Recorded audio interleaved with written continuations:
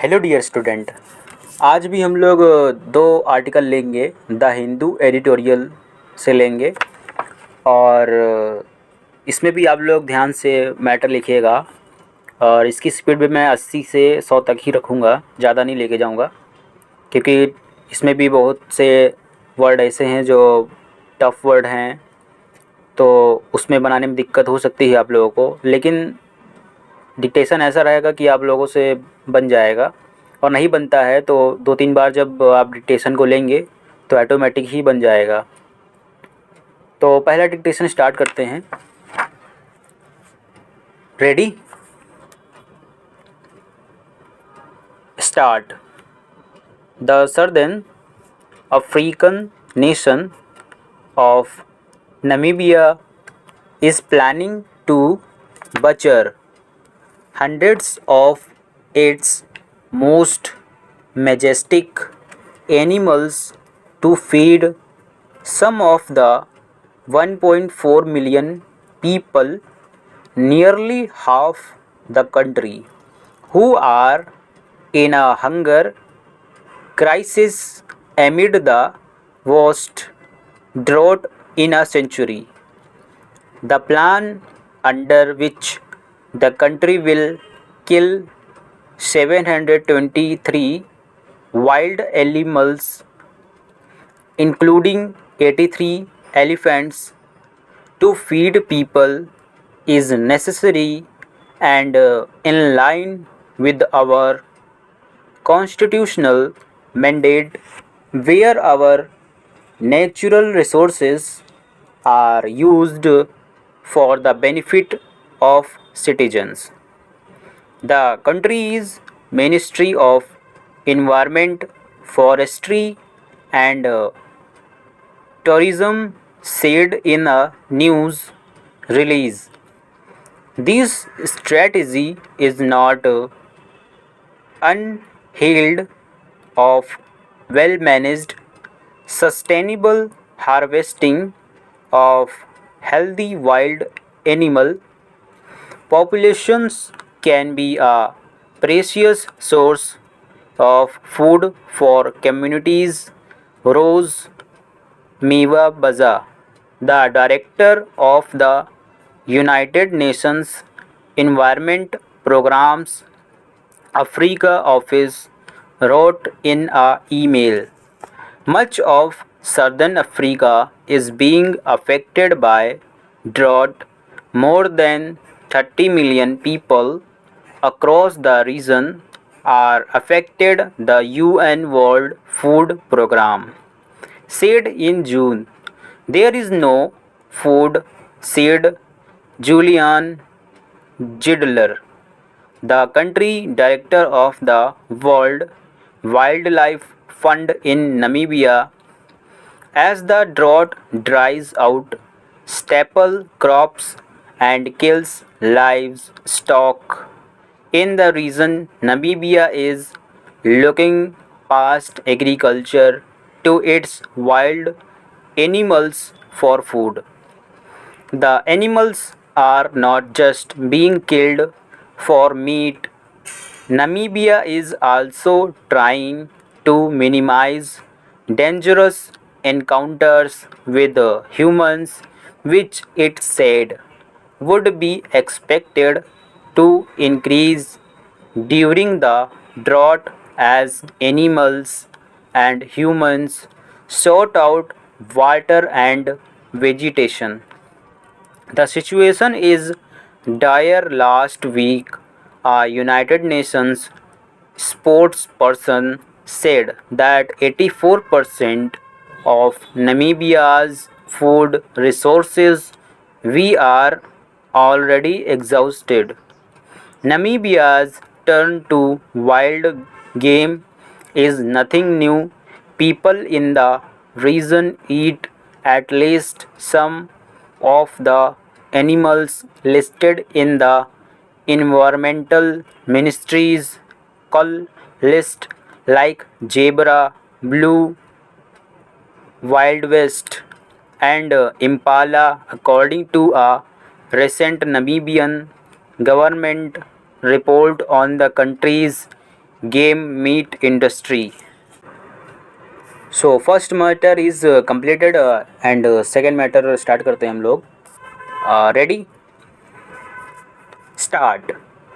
Doubting the bona fide of the Archaeological Survey of India and the central government, which in 2004 first favored the protection of the Lodi era monument of Sheikh Ali Gumti in Defence Colony in Delhi, but later changed their stance in 2008.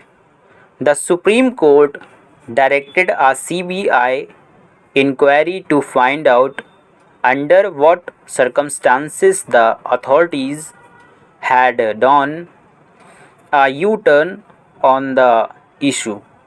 A bench of Justices Ahsanuddin Amanullah and Ujjwal Bhuyan also took exception to the monument, which is believed to be more than 500-year old, being occupied by Defence Colony Welfare Association within bracket DCWA since 1963, and has asked CBI to probe that aspect along with the alteration and changes done to the structure over the years.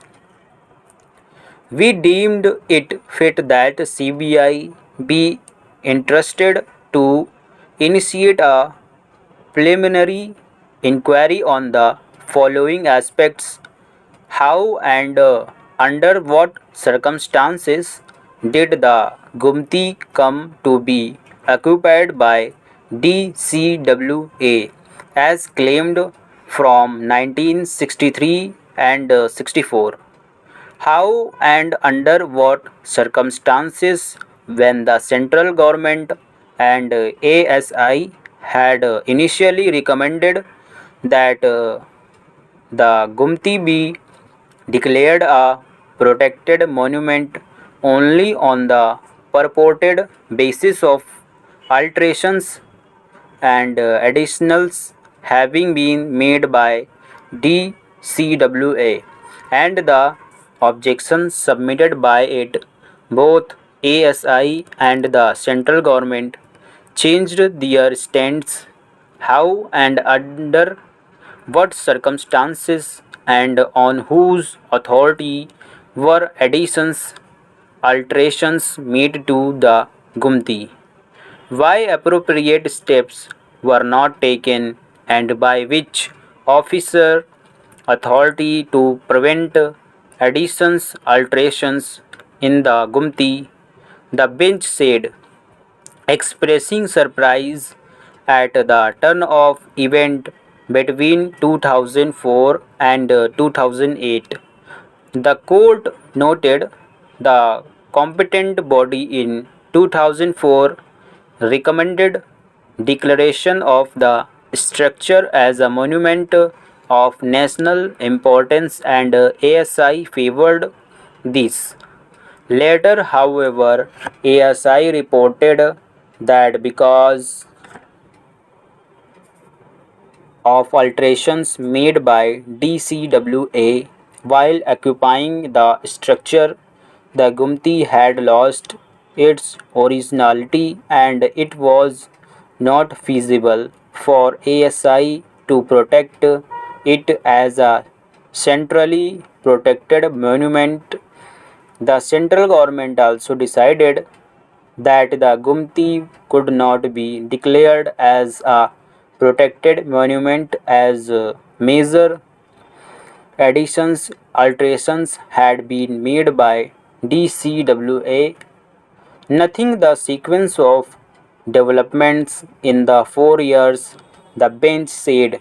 This creates doubt about the bona fides of ASI as also the central government insofar as proper processing of the original proposals is concerned, the court passed the order on a plea of Delhi resident Rajiv Suri, who sought the court's intervention in the monument's protection.